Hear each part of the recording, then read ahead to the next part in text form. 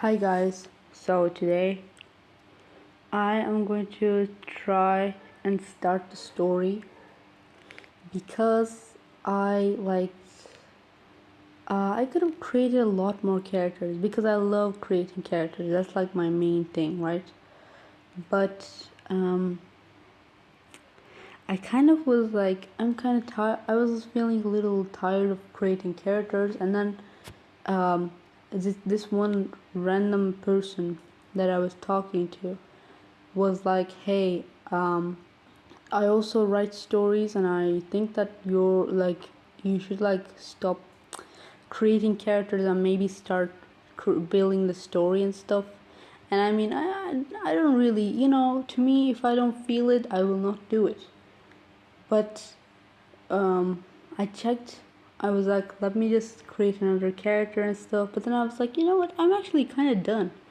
So maybe the fact that he decided to say this was like a little push for me to start this story. So I want to start our story. Now, our story, I'm going to, how do I say? The thing about me is that I don't write stories, I only tell stories. Like, I open the video and I start telling the story. It comes out of my mouth, and that's it. Like, if it comes out of my mouth and I'm satisfied with it, I'm going to go with that idea, probably, right? So I wrote down the names of the characters so that I don't forget our characters, because I made like more than 10. And also I was like, which character should we see the world with? Like, we can see the world in the eyes of Crow, we can see the world in the eyes of Void. But then I decided, you know what, let's go with the most actually, let's decide it right now. So Void, I feel like Void in her personality, there's no, like, she's not doing anything wrong. So for her, she just has like a great character, like great personality.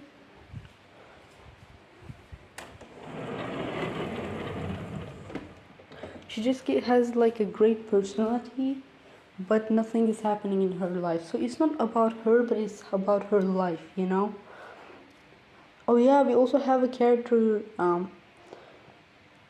sort of a character. No, that's not a character. Whatever. Okay. Um, then we have Rose. I don't know if we should see the world in her eyes, because Rose is sort of like, I don't know. I just never thought about her as like the main character. I don't know. Maybe it's because like she's just like the nice girl and stuff. Like, in her school, she's probably going to be like that nice girl because she's so kind. Out of all of these people, she's the one who has the most kindness. Then I thought, should I see the world in the eyes of Sky? But then Sky, probably the moment he enters in the classroom, he is like thinking about so many things, because he's going to look at all of these people and he's going to sympathize with all of them. Not sympathize, empathize with all of them. He's going to, he feels about other people so much so that it feels like mind reading. Like, he looks, analyzes people. He's like, what is this person trying to do right now? What is this person thinking about? He really cares about that, and because he is going to care about that so much, he's probably not going to be able to do anything himself, not going to be able to express himself, not going to be able to do normal things like just walking and stuff. So he's going to be like a shy person of the classroom, probably. Shadow is going to be, again, the one who is like behind the class, like when you think about the seats of the classroom, she's going to be sitting in the behind, and she does not even want to be seen. She does not even want to be seen. In that case, I feel like she's also very emotional, because if she wasn't, she wouldn't do that. I mean, she's also doing this as a habit. But I did also say that while talking about her character, I was like, I would imagine that Shadow is probably crying. The first ever day, she's just crying while entering this classroom because her family forced her to get into the classroom. Now, I'm gonna talk about these characters as if you guys already know it because I already made videos about their characters. See, that's the easiness that um, making a separate video about the character itself brings, you know. Soul. Now, Soul, should we see the world in the views of Soul? I feel like Soul is a kind of a person. I mean, it looks like a person, but it's not actually a person. So it's the one thing in the whole classroom that is the least understandable person. Like, she doesn't act like humans, so like, these are all creatures, you know, these are all half human things, but still she's the one who has the least um, human kind of a personality. Like, you know how you sometimes can understand what a cat is trying to do, because cats kind of also show human emotions. Soul doesn't have any human emotions, so I feel like we're not going to be able to understand Soul at all, and Soul is not going to be able to understand anyone either. So I feel like it'll be interesting to see the world in Soul's eyes. But I feel like I would like keep it as like, if I were to uh, make the story in a way that, like, you know, in the first half we'll get to like see the world in one person's eyes, and then sometimes we switch to another person's eyes to like explore. I would definitely want to explore Soul's point of view, you know, but I don't think we should make it the main point of view, you know. Whole Blue Sky. Whole Blue Sky is an old man who came to the classroom just because of Hell.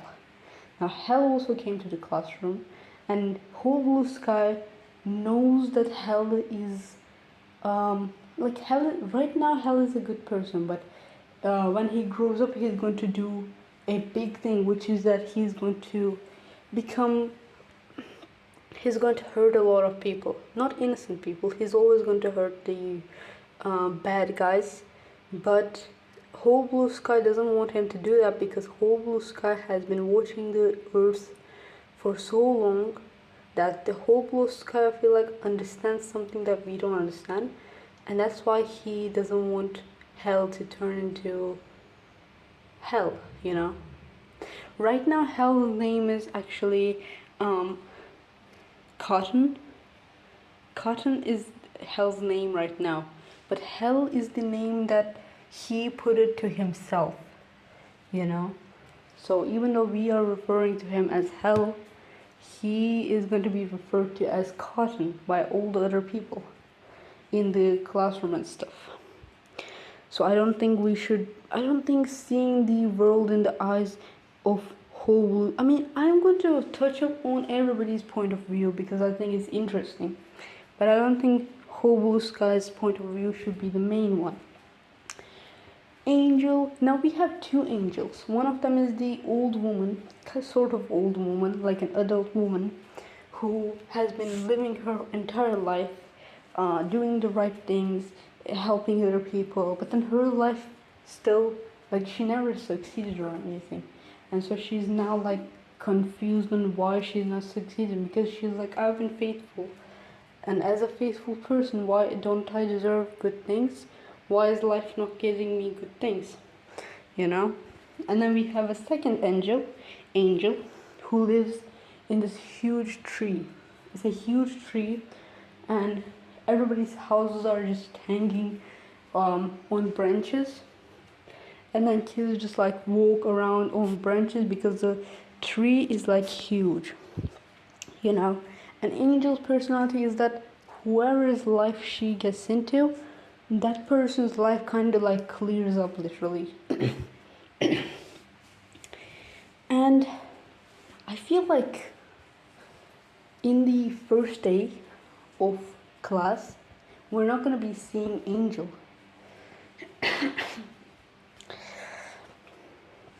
Now, Crow's point of view, maybe also.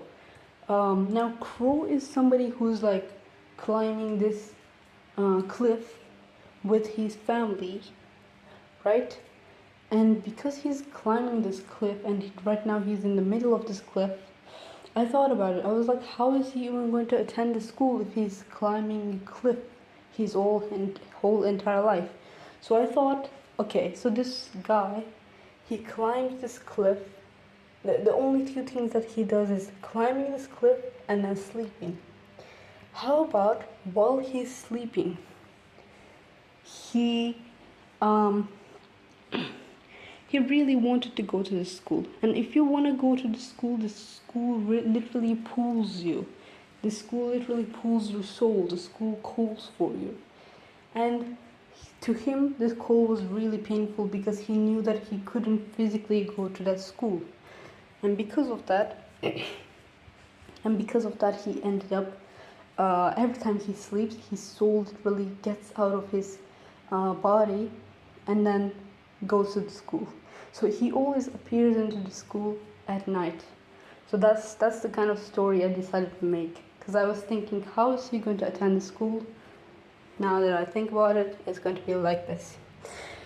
So I settled on time. I decided to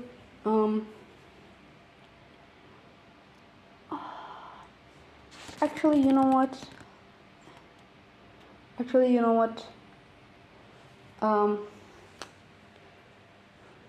Yeah. Let's just explore it in whoever's eyes we want to explore it, you know? Shadow is the one who doesn't belong to. I really want to explore Shadow.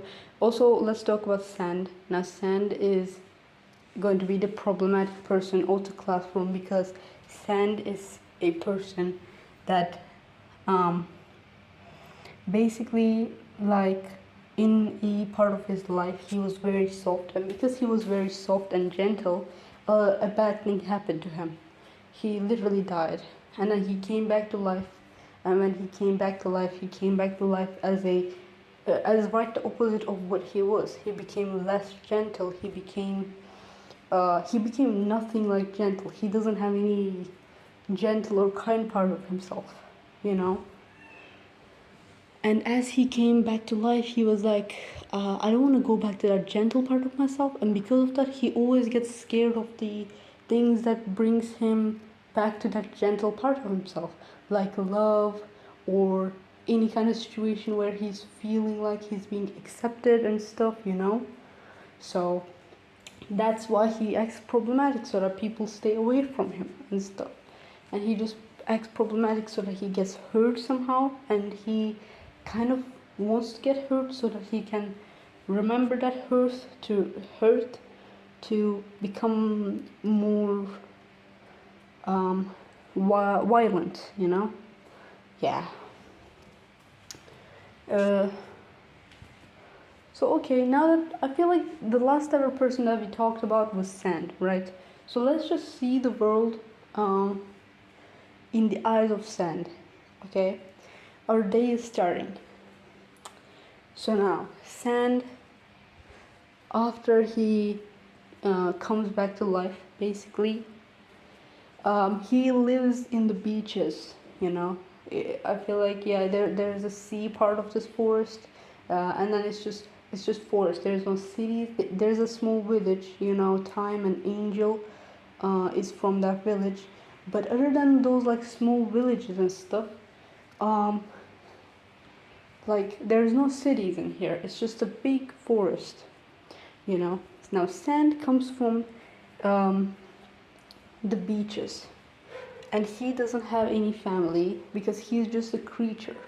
Now the kind of creature he is that he basically he can possess things. He basically possessed billions of pieces of sand, and then he sculpted it so that it looks like a human shape, and he basically became a human boy.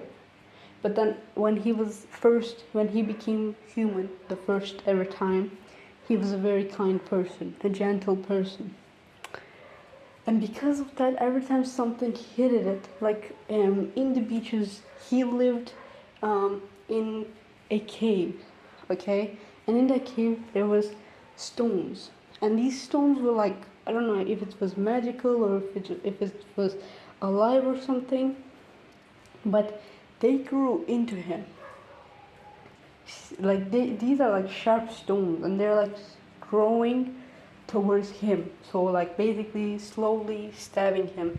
And instead of resisting, he decided to be like, oh, this thing is like stabbing into me. Let me just shape myself in a way that it can stab me the way it wants to. You know, like let me just shape myself around it. He kept doing that, and then more and more stones started growing into him until he became nothing.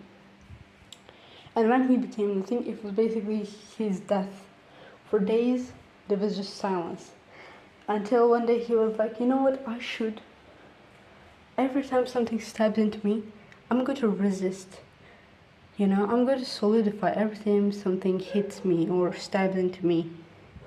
And that's how more and more stones grew and then stabbed into the tiny pieces of sand that was remained of him. And then that let him come back to life. And after coming back to life, he was very scared of things that bring him to that gentle, innocent little boy that he was, you know. So the first ever day, he comes to the school. I mean, he just feels it, you know. One day, he was in the beach, just experiencing life, looking at the sunshine, looking at the waves, feeling the air, feeling how the air hits to all those tiny pieces of sand that creates him, just everything. Whenever an animal comes and stuff, he kills it. He kills it, eats it, and those pieces become makes him even stronger, you know. He just, I mean, I would say that the way that he acts would be like a wolf. Every time it saw something alive, it just ate it, you know. A wolf that eats everything, even bugs and little fish and all of those, you know. So he acts like that. He doesn't act like a human. He has a human shape, but a wolf-like thinking, just eating whatever comes to, attacking whatever comes in front of him. And then after he attacks it, he goes back to the sand, and then sits, and then looks at the waves and the sun, and feels the wind. That's how he lives. That's his whole life. Now, in his first day, he comes to the school. He doesn't know what to expect. He knows that it's a school. I mean, you know, he also like with the air. You know, the air is something really interesting because the air that you're breathing right now, it passed from all of those other places, right? And that's why to the creatures of that forest, what should we name the forest? We should name the forest. And the forest name is, I don't know why, but I want to say Blueberry Forest. Blueberry Forest it is. Okay. The forest name is Blueberry Forest. And creatures, half human things, or animals and stuff, you don't have to teach anything to them. You don't have to tell them what cities are, what schools are, what buses are. Because you breathed that air. And then the air went from some other city, and then it all came to Blueberry Forest at some time. And these creatures, they don't just breathe. When they breathe, they learn. They learn about these things. They just know it, you know. So when he knows that it was a school, he was okay, that's the place that people usually just go to and they learn things. And there's supposed to be other other classmates and stuff. Classmates, now how am I not gonna attack them and stuff? Oh my god, they're probably like, they should be lucky that I'm not attacking them. Like, I'm putting extra energy to not attack them because I'm not used to not attacking things that are alive other than me, you know? When he enters the school is like has huge windows, light coming from everywhere. The light is kind of even like to people like shadow and stuff. It's kind of bothering, I would imagine. But okay, Sand enters. He sees big windows and stuff, and I would imagine the first ever person that he sees would be would probably be Rose, because I'm like looking at the names of the characters. I wrote the names of the characters down and I'm looking at them.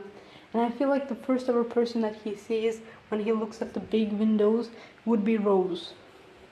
Or Void. Void, yes. Let's say Void, because Void, her whole life, she's been living in this dark, dark cage.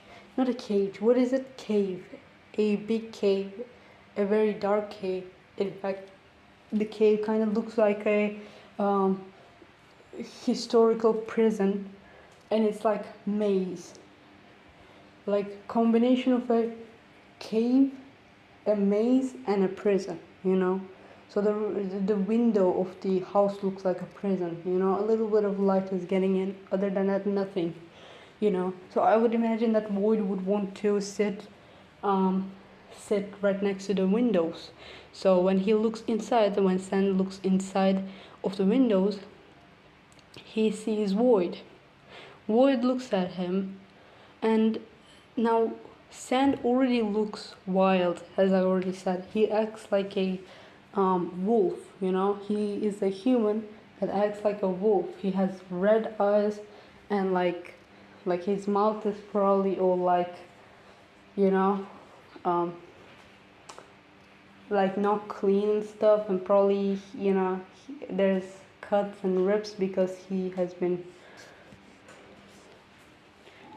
so he's like a wolf, you know, like that's the kind of person that he is. But I mean, he's made out of sand, so maybe he fixed the cuts on his mouth and stuff. And the fact that he can heal his wounds so fast is already like a big a big advantage for him, right? But like he can only like heal himself when something hits him. Like he has a cut, right? He has to take a stone and hit himself or something, or like take a knife and stab himself, so that that cut is like healed, you know. So that's the issue with him. He needs something to poke at him so that he can remember to resist, and that remembering to resist heals him, you know. That's the issue. Like he needs something to poke at him so that he can heal. Now so he fixed himself, but he still looks wild. He still has that look of a wolf, not as a human, you know. He doesn't have that emotion. But when Void looks at him, and Void is like, you know, I already said, Void has like her personality is like, you know, when you know yourself and you're so confident in yourself. She's so confident in herself because she knows a lot about herself. She learned about herself a lot, so she doesn't really care about other people's thoughts, you know. So she looks at him very confidently, and because he sees her looking very confidently, he goes ahead and pulls out this very, very scary looking smile. And that smile really kind of brings the feeling of disgust in Void. She's like, what? Or something. He looks like a freaking an evil thing is about to enter the school, you know. He's trying to do that so that nothing wants to be friends with him and stuff, you know. He's far away from those emotions. Okay, so there's a big door. There's not even like door, you know, that there's just an opening. That, yeah, like there's no door to open or close. It's just an open space where there should have been a door, and it's a huge door, you know. So he steps in